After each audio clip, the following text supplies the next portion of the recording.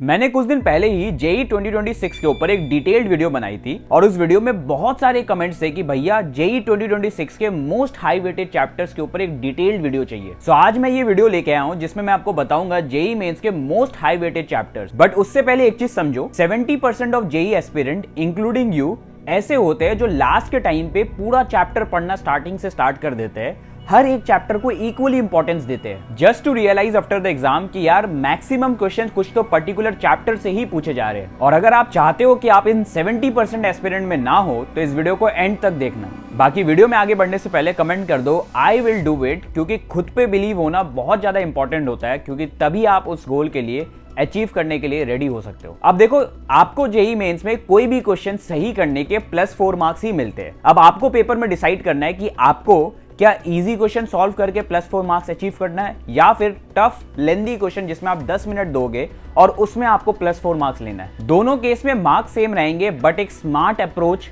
का एक डिफरेंस पैदा होता है। सो मुद्दे की बात यह है कि लास्ट के टाइम पे आपको easy and high weighted chapter को सबसे ज्यादा प्रायोरिटी देना चाहिए, उनको बहुत अच्छे से स्ट्रॉन्ग कर लेना चाहिए rather than giving your time on lengthy and tough chapters. अब देखो, एक डेटा से आपको समझाता हूं कि अगर आपका टारगेट 99 परसेंटाइल है तो उसके लिए आपको कितना मार्क्स अप्रोक्सीमेटली लग सकता है। 2023 के केस में 150 to 189 के बीच में था। 2024 के केस में फिर आप देख सकते हो बढ़ गया था इजी मीडियम टफ शिफ्ट के अकॉर्डिंग। 2025 में अगर आप देखोगे जो लेटेस्ट था अपना, वो 148 200 के स्केल में था और वही 2026 में आप मान के चल सकते हो कि ये 160 205 के बीच में रहेगा। और वही उसको सब्जेक्ट वाइज ब्रेक डाउन करे तो आप देख सकते हो 70 मार्क्स आपको कुल लगेंगे फिजिक्स में, केमिस्ट्री में 70 मार्क्स और मैथ्स के केस में 45 मार्क्स स्कोर करने होंगे 99 परसेंटाइल स्कोर करने के लिए। अब देखो, जेई के मैंने सारे चैप्टर्स को 4 कैटेगरीज में डिवाइड कर दिया। सबसे पहला category low input high weighted chapters, second category high input high weighted chapters, third category low input low weighted chapters और fourth category high input low weighted chapters. इन 4 कैटेगरीज में हम फोर्थ कैटेगरी को पहले ही डिलीट कर देंगे।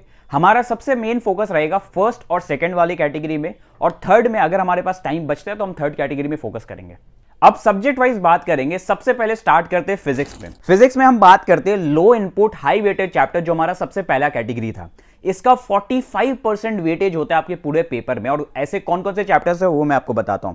सबसे पहला मॉडर्न फिजिक्स, फिर सेकंड आता है केटीजी थर्मोडायनेमिक्स, 7% वेटेज है दोनों का। फिर kinematics, units and measurement, gravitation, laws of motion, semiconductor, wave optics, electromagnetic waves और प्रॉपर्टीज ऑफ मैटर। ये हो गए वो चैप्टर्स जो आपको फर्स्ट कैटेगरी में करना ही है। फिर आते हैं हम सेकंड कैटेगरी वाले chapter, high input high weightage chapters. इसमें आता है current, electricity, capacitors, electrostatics, magnetic effect of current, alternating current, rotation, ray optics और ऑक्सीलेशंस। अब आते हैं थर्ड कैटेगरी, लो इनपुट लो वेटेज चैप्टर। इसका 5% कुछ वेटेज होता है। इसमें 2 चैप्टर आपको दिख रहे हैं। और फिर आते हैं हाई इनपुट लो वेटेज चैप्टर। इसका 13% कुछ वेटेज है और आप देख सकते हो ये। इसमें हम सबसे ज्यादा फोकस अगेन सेइंग फर्स्ट और सेकंड कैटेगरी में करेंगे। सबसे पहला आपका ये 2 कैटेगरी कंप्लीट करना है, फिर आपको थर्ड कैटेगरी में जाना है। अब आते हैं केमिस्ट्री के केस में। केमिस्ट्री में लो इनपुट हाई वेटेज चैप्टर्स में आपका है atomic structure, electrochemistry, chemical kinetics, chemical bonding, D block elements, coordination compounds, alkyl halides. इसका टोटल 35% वेटेज होता है।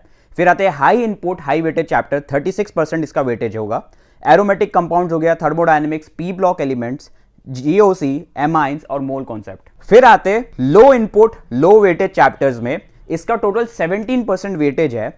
जैसे आ गया chemical equilibrium, solution, periodic classification, biomolecules और हाइड्रोकार्बन्स। और फिर आते लास्ट कैटेगरी में, वो है हाई इनपुट और लो वेटेज फोर्थ कैटेगरी। उसमें आप देख सकते हो सारे चैप्टर जो आपकी स्क्रीन पे दिख रहे हैं। बच्चों को सबसे बड़ी प्रॉब्लम आती है, भैया पीवाईक्यूज करे कहां से? कोई वेबसाइट पे सारे पेपर्स नहीं मिलते, सॉल्यूशंस नहीं मिलते और सबसे बड़ी प्रॉब्लम चैप्टर वाइज नहीं मिलते। वेल, इसका सॉल्यूशन है मेरे पास। ये है ओसवाल बुक का 183 प्रीवियस ईयर सॉल्व्ड बुक। ये 100% अपडेटेड है। इसमें 2002 से लेकर 2018 तक के सारे ऑफलाइन एंड ऑनलाइन पेपर्स है और 2019 से लेकर 2025 तक के सारे ऑनलाइन पेपर्स इंक्लूडेड है, इंक्लूडिंग 2025 के टोटल 19 सेट। इसमें सारे questions chapter wise and topic wise divided है। इसमें आपको मिलता है 6 ईयर का चैप्टर वाइज ट्रेंड एनालिसिस 2020 से लेकर 2025 तक का। अब आते हैं वीडियो के सबसे इंपॉर्टेंट सेगमेंट में, विच इज मैथ्स। मैथ्स से जनरली बहुत बच्चे डरते हैं और मेरे को इतना पता है कि आप जनरली फर्स्ट और सेकंड कैटेगरी ही फोकस करोगे, क्योंकि आप मैथ्स का पूरा कंप्लीट ही नहीं कर पाओगे। सबसे पहले आते हैं मैथ्स के first category, which is low input high weighted chapters. इसमें है 3D,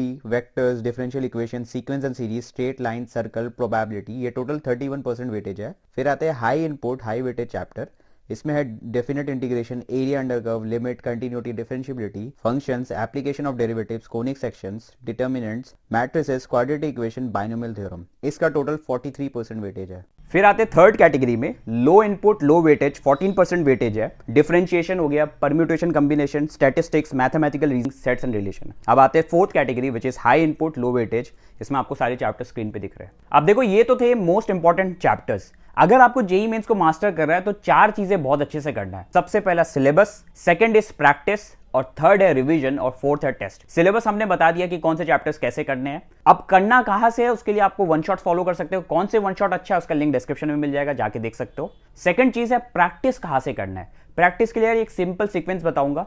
सबसे पहले अपने लेक्चर्स को अच्छे से क्वेश्चंस कर लो, फिर डीपीपीस, फिर पीवाईक्यूज, और लास्ट 5 इयर्स के पीवाईक्यूज कर लो। इतना एनफ। मॉक टेस्ट के लिए आप ओसवाल बुक्स के JEE mains 10 mock test paper की ये अमेजिंग बुक फॉलो कर सकते हो। इसमें आपको मिलता है 1400 से ज्यादा question practice in the form of 10 mock test paper. इस बुक में दिए गए वैल्यूएबल एग्जाम इनसाइट्स और एक्सपर्ट टिप्स, जिससे आप सीखोगे कि टाइम मैनेज कैसे करना है। टेस्ट से जस्ट पहले क्विक रिवीजन के लिए इसमें आपको क्यूआर कोड के through mind maps and mnemonics भी मिलते हैं। और गाइस, आप सभी के लिए एक स्पेशल गुड न्यूज है। आपको ओसवाल बुक्स में अभी सभी बुक में फ्लैट 50% का डिस्काउंट मिलेगा अगर आप मेरा कूपन कोड RIT10 यूज करते हो। बाकी लिंक इसके डिस्क्रिप्शन में ऐड कर दिया है। बाकी गाइस देखो, ये लास्ट का टाइम है। अगर आपको रिवीजन पर्पस के लिए कोई भी मटेरियल चाहिए, शॉर्ट नोट्स हो गया, ये सब चीज मैं ऑलरेडी व्हाट्सअप चैनल पे अपलोड कर दूंगा। बाकी कोई भी मटेरियल आपको चाहिए तो आप कमेंट्स में लिख देना, मैं सारे कमेंट्स का रिप्लाई करूंगा।